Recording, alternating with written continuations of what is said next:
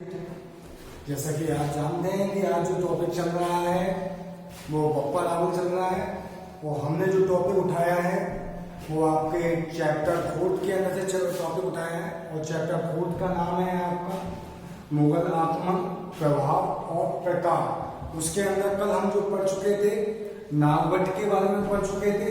आज जो हमारा जो टॉपिक चलेगा उस टॉपिक का नाम है बप्पा रावल।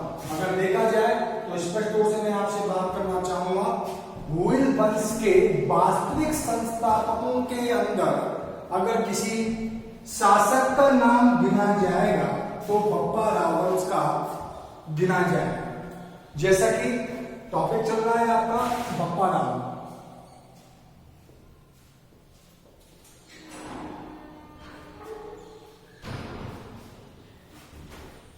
ठीक है, बप्पा रावल के विषय में पढ़ रहे हैं।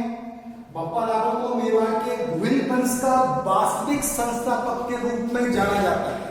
किस वंश का? भूल वंश का।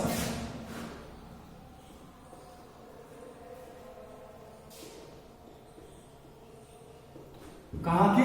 मेवाड़ के। भूल वंश का वास्तविक क्या माना जाता है? इसको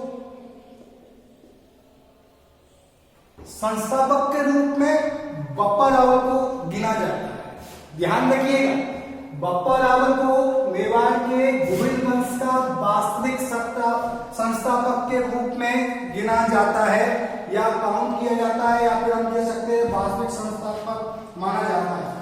डॉक्टर ओझा के अनुसार बप्पा रावल किसी व्यक्ति की उपाधि न होकर काल भोज नामक एक व्यक्ति की उपाधि हुआ करती थी। बप्पा रावल सामान्यतः कहा जाए कोई व्यक्ति विशेष की उपाधि में होकर काल भोज नामक व्यक्ति की उपाधि हुआ करती थी। किसकी उपाधि हुआ करती थी? काल भोज नामक एक शासक की उपाधि थी। मुनोट नैन्सी की ख्याति के अनुसार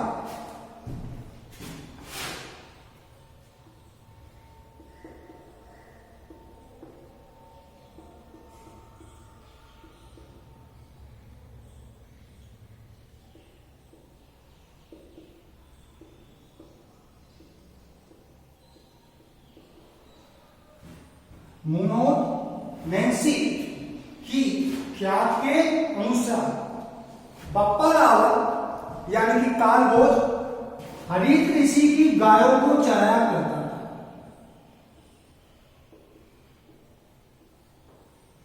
हरित जो ऋषि है इनकी गायों को क्या किया करता था? ये चराया करता था। दोबारा सुन लीजिए, बप्पा रावल जिनके बारे में हम बात कर रहे हैं इन्हें मेवाड़ का भूल वंश का वास्तविक संस्थापक के रूप में गिना जाता है, माना जाता है। इनका डॉक्टर ओझा के अनुसार जो इतिहासकार हैं उनके अनुसार बप्पा रावल कोई उपाधि में होकर काल भोज नामक व्यक्ति की एक उपाधि थी जो मुनोट नैन्सी की ख्यात के अनुसार हरित ऋषि की गायों को चराता था। बप्पा रावल की सेवा से प्रसन्न होकर हरित ऋषि ने महादेव की पूजा अर्चना की और पूजा अर्चना करने के बाद काल भोज के लिए एक राज्य की मांग रखी। ध्यान से सुनिएगा, जो मैं बता रहा हूं कहानी में घुमाए। बप्पा रावल भूल वंश का वास्तविक संस्थापक माना जाता है मेवाड़ के। वास्तविक नाम अगर देखा जाए काल भोज एक उपाधि है बप्पा रावल की। मुनोट नैन्सी की ख्यात के अनुसार डॉक्टर ओझा ने बताया है और यहां मुनोट नैन्सी की ख्यात के अनुसार यह हरित ऋषि की गायों को चराया करता था। हरित ऋषि ने इससे प्रभावित होकर महादेव की अर्चना की और महादेव को प्रसन्न किया और इसके लिए राज्य की मांग की जो मुनोट नैन्सी की ख्यात के अनुसार कहा जाता है।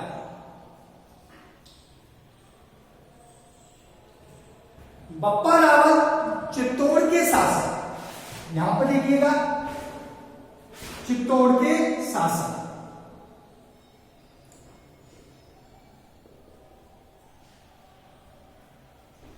मानमोरी की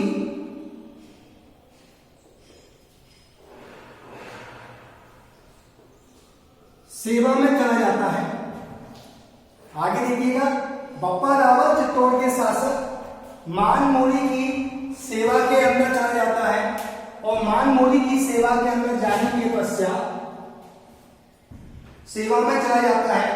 इसी समय विदेशी मुगल सेना ने चित्तौड़ पर आक्रमण कर देती है और सभी सामंत उसका मुकाबला करने से पीछे हट जाते हैं। ऐसी स्थिति में बप्पा रावल इनकार कर देते हैं। अंत में बप्पा रावल उस चुनौती को स्वीकार करता है और चुनौती को स्वीकार करते हुए उस सेना का वह पीछा करता है। यहां पर चुनौती को स्वीकार करने के बाद सेना का पीछा करते हुए और उसके पीछे प्रस्थान करता है।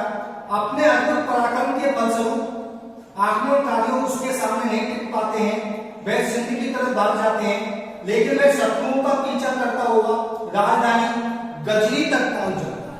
कहां तक पहुंच जाता है ये? राजधानी गजनी तक पहुंच जाता है।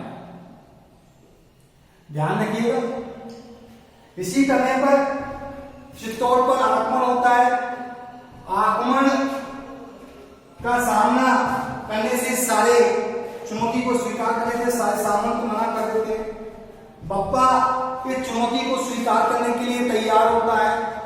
तैयार होने की प्रकृति में वह उस सेना का पीछा करता है और लड़ते हुए वहां तक पहुंच जाता है और शत्रुओं के का पीछा करते हुए वह सिंध की तरफ निकल जाता है और गजनी तक पहुंच जाता है। गजनी के शासक सलीम को हराकर वह अपने भांजे को वहां का सिंहासन पर बैठा देता है। यहाँ पर जो शासन कर रहा था सलीम कर रहा था। आपके पास में जो फैक्ट है जिससे मैं पढ़ा रहा हूँ राजस्थान माध्यमिक शिक्षा बोर्ड की बुक से, अपना जो चैप्टर जो चल रहा है फोर्थ चल रहा है जिसका मैंने टॉपिक उठाया है बप्पा रावल, उसके अनुसार गजनी के शासक जो सलीम है इसको वह क्या करता है? पराजित करता है। पराजित करने के पश्चात में सलीम को पराजित करने के पश्चात में अपने भांजे को वहां पर बैठाता है। भांजे को यहां पर गद्दी पर बैठाता है और गद्दी पर बैठाने के पश्चात वह वापस आ जाता है।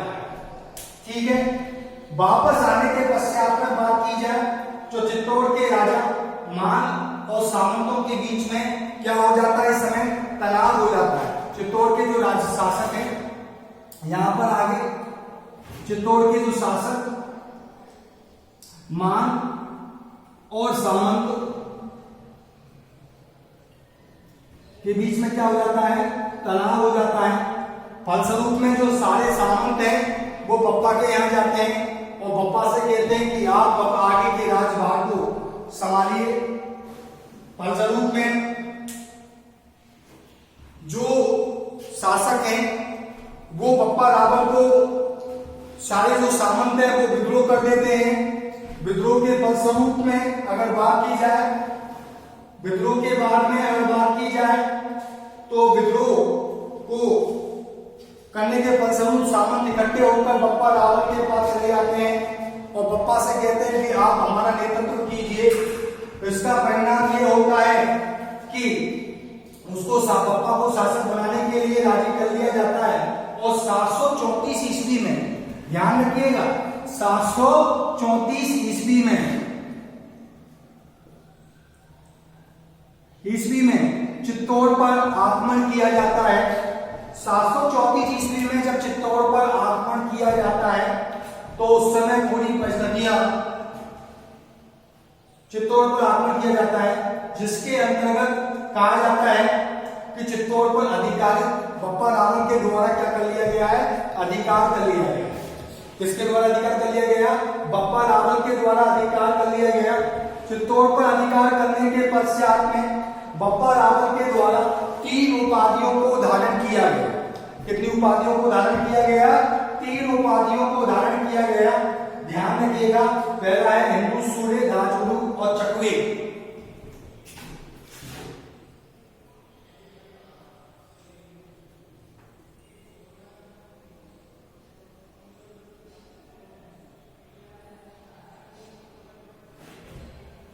हिंदू सूर्य, राजगुरु और चकवे।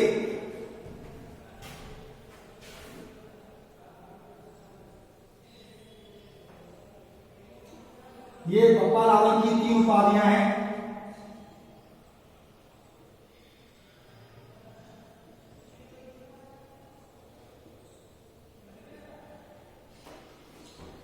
ठीक है, चित्तौड़ के शासक को पराजित करने के पश्चात में यह तीन उपाधियां धारण करता है।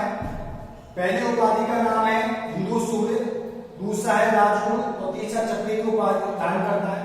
50 वर्ष की आयु में बप्पा का खुरासन में आक्रमण अधिकार कर लेता है और वहीं उसकी मृत्यु हो जाती है। यानी खुरासन पर आक्रमण करता है और उस पर अधिकार कर लेता है और बप्पा की मृत्यु वहीं पर हो जाती है। बप्पा की मृत्यु होने के पश्चात में इतिहास का ओझा के अनुसार बप्पा का जो देहांत हुआ है वो कहां पर हुआ है? नागदा के अंदर हुआ है।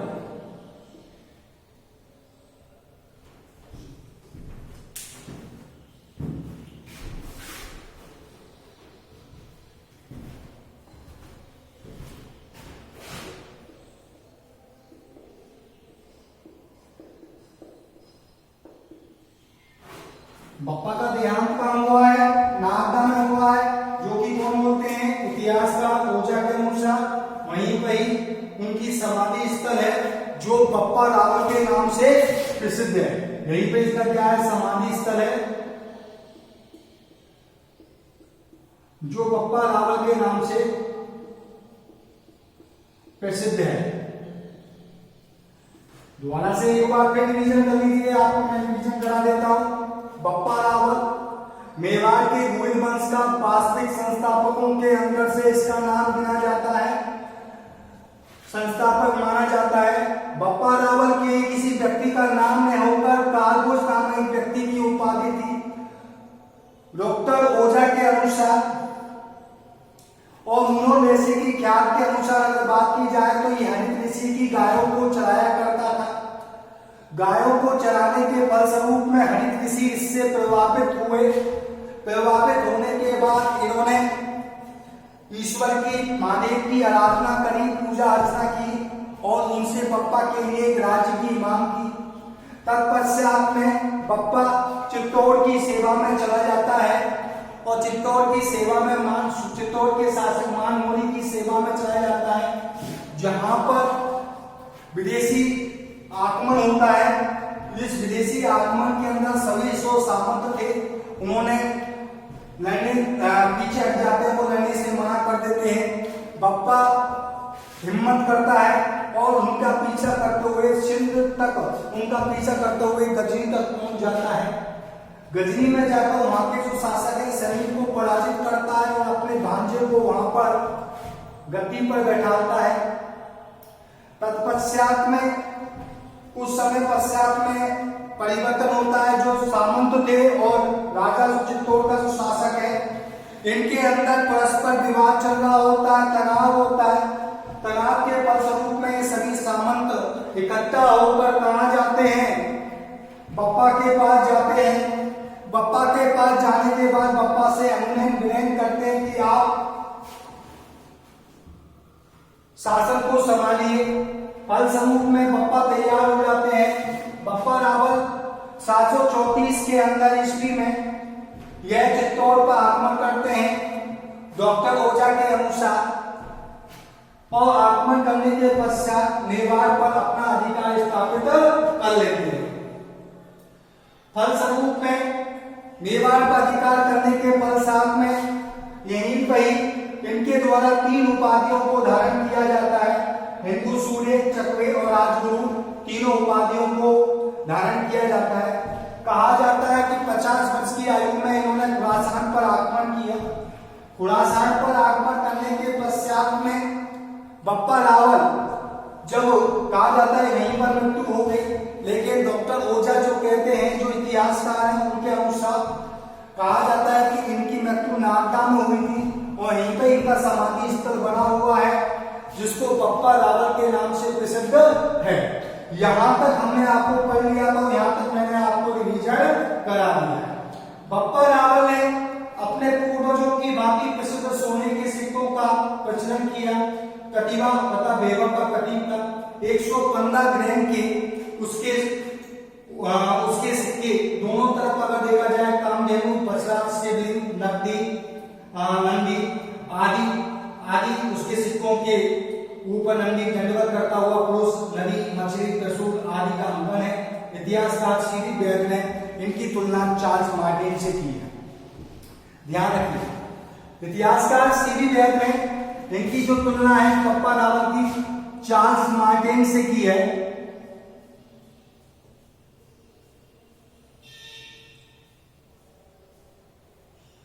किससे की है?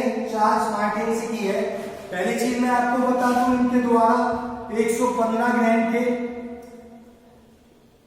सोने के सिक्के चलाए गए अपने पूर्वजों की भांति, जिसके अंदर बछड़ा, गाय, कामधेनु आदि के चित्रों का अंकन था। दंडवत देते हुए चित्र थे। पुरुष दंडवत करता हुआ उसका अंकन दोनों तरफ किया गया। कहा जाता है कि हमारे जो इतिहासकार है सीबी बेयर जो हमारे इतिहासकार हैं उनके द्वारा इसकी चार्ल्स मार्टिन से इसकी तुलना की गई है। इसमें करिए सीबी बेयर ने चार्ल्स मार्टिन से तुलना की है। कहा जाता है कि जिस प्रकार चार्ल्स मार्टिन ने मुगल सेनाओं को सर्वप्रथम पराजित करने वाला फ्रांसीसी सेनापति कहा जाता है चार्ल्स मार्टिन को, जिसने सबसे पहले मुगल सेनाओं को पराजित किया था। ध्यान रखिएगा, चार्ल्स मार्टिन पहला ऐसा सेनापति था, फ्रांसीसी सेनापति, जिसने मुगल सेना को सबसे पहले पराजित किया था। डॉक्टर सीबी बेयर ने बप्पा रावल की तुलना चार्ल्स मार्टिन से की है। किससे की है? चार्ल्स मार्टिन से की है। उसकी सोने की चट्टान के सामने अरब आक्रमण का ज्वार भाटा टकराकर चूर चूर हो गया। आगे कहते हैं कि बप्पा रावल के सोने के आगे अरब आक्रमण का जो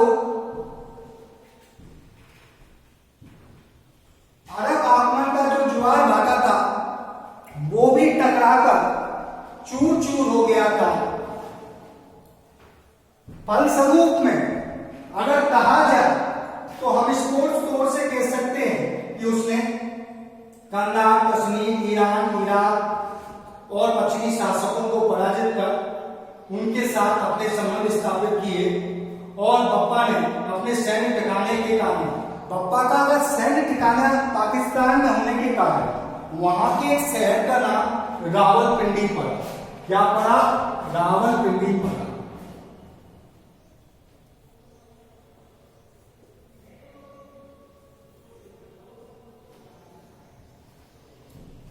ठीक है, ये बप्पा रावल के बारे में जिसके बारे में हम चर्चा कर रहे हैं। थोड़ा सा बात को, ये जो टॉपिक है, इन टॉपिकों के माध्यम से हम आपको ये समझाने का प्रयास करते हैं कि किस तरीके से अपन सीधी भाषा में एक शासक विशेष के बारे में जितना आपकी पुस्तक में दिया गया है, बुक में दिया गया है, उसको हम आसानी से समझ सकें। एक बार अगर कहें तो मैं इस टॉपिक को खत्म हो चुका है, लेकिन फिर भी मैं इसको एक बार आपके सामने कर दूंगा। बप्पा रावल मेवाड़ के भूज वंश का संस्थापक, वास्तविक संस्थापक माना जाता है। बप्पा रावल किसी व्यक्ति विशेष की, कि बप्पा रावल किसी का नाम नहीं होकर पालभोज नामक व्यक्ति की उपाधि थी। मुनोदेशी की ख्यात के अनुसार हरित ऋषि की गायों को चराया करता था। हरित ऋषि ने इससे प्रभावित होकर महादेव की पूजा अर्चना की और पूजा अर्चना करता इसके लिए एक राज्य की मांग की। फलस्वरूप में बप्पा राजा मानमोरी, जो चित्तौड़ के जो शासक थे, मानमोरी की सेवा में चला जाता है। तो सेवा में जाने के पश्चात में वहां पर जब विदेशी आक्रमण होता है तो सभी सामंत पीछे हट जाते हैं। बप्पा रावल उस चुनौती को स्वीकार करते हुए उस आक्रमण कार्यों का पीछा जाता है और पीछा करते हुए गजनी तक पहुंच जाता है। गजनी के शासक को वहां सलीम को पराजित कर वह अपने भांजे को वहां स्थापित करता गद्दी पे बैठाता है। तत्पश्चात में कहा जाता है कि सामंत और शासकों के बीच में जब तनाव उत्पन्न हो जाता है तब सामंत इकट्ठा होकर बप्पा रावल के पास जाते हैं और बप्पा रावल से कहते हैं कि आप अब आगे की बात दो तो आप संभालिए। जो संभालने के लिए जब बप्पा रावल को तैयार हो जाते हैं तो फलस्वरूप में 734 के अंदर आक्रमण चित्तौड़ पर आक्रमण होता है और चित्तौड़ पर विजय प्राप्त करने के फलस्वरूप में बप्पा के द्वारा 3 उपाधियों को धारण किया जाता है। पहला सिंधु सूर्य, चकवे और राजकुमार। और ये बप्पा की उपाधियां होती हैं। 50 वर्ष की आयु में बप्पा के द्वारा अगर बात की जाए, बप्पा के द्वारा 50 वर्ष की आयु के अंदर बप्पा के द्वारा खुरासान पर आक्रमण किया जाता है, जहां मृत्यु हो जाती है उसकी। लेकिन हमारे जो इतिहासकार हैं जो हमारे इतिहासकार ओझा जी के अनुसार कहा जाता है कि इसका जो देहांत है नागनाथ हुआ है और नागनाथ में इसकी क्या बनी हुई है, समाधि स्थल बनी हुई है जो बप्पा रावल के नाम से प्रसिद्ध है। कहा जाता है कि बप्पा रावल ने 115 ग्राम के सोने के अपने पूर्वजों के बाकी सिक्कों को चलाया था। सिक्कों पर कामधेनु का चित्र और अन्य शासकों का कामधेनु का आभूषणों का दंडवत करते हुए पुरुष का अंकन हुआ है। दोनों तरफ इसका चित्रांकन किया गया है। सामान्यतः कहा जाए तो हम कह सकते हैं कि उसके द्वारा शुद्ध सोने के सिक्कों को चलाया गया। उसके पश्चात में इसने अपने राज्य का विस्तार किया।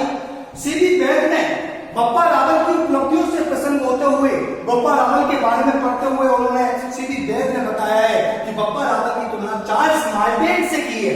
चार्ल्स मार्टिन कौन था? चार्ल्स मार्टिन वह व्यक्ति था, वह फ्रांसीसी सेनापति था जिसने मुगल सेना को सबसे पहले पराजित किया था। तो ठीक है, तो यहाँ पर की तुलना हुई है। इसी के बाद में अगर बात की जाए तो बप्पा रावल ने के नाम पर पाकिस्तान के एक शहर का नाम पड़ा जिसका नाम था रावलपिंडी। तो ठीक है, हमने आज जो टॉपिक पढ़ा था उस टॉपिक का नाम है बप्पा रावल। आपका चैप्टर 4 हिस्ट्री का 12th का, जिसके अंदर हमने बप्पा रावल के बारे में पढ़ा। कल हमने एक नए टॉपिक के साथ में हम आपके पास में फिर आएंगे नेक्स्ट वीडियो के अंदर। और नेक्स्ट वीडियो के अंदर हमारा जो है टॉपिक होगा जिसके बारे में हम बात करेंगे वो तुर्क आक्रमण और पृथ्वीराज चौहान के बारे में बात करेंगे। पृथ्वीराज चौहान से जुड़ी हुई पूरी बातें उनको स्पष्ट तौर से हम करेंगे इस वीडियो के माध्यम से। वीडियो थोड़ा सा लंबा हो जाएगा लेकिन पढ़ने में थोड़ा सा इंटरेस्टिंग होगा। आप मेरे से जुड़े हुए रहिए और इसी तरीके से मेरी क्लासेस को आप ऑनलाइन लीजिए। आगे मिलते हैं नेक्स्ट वीडियो।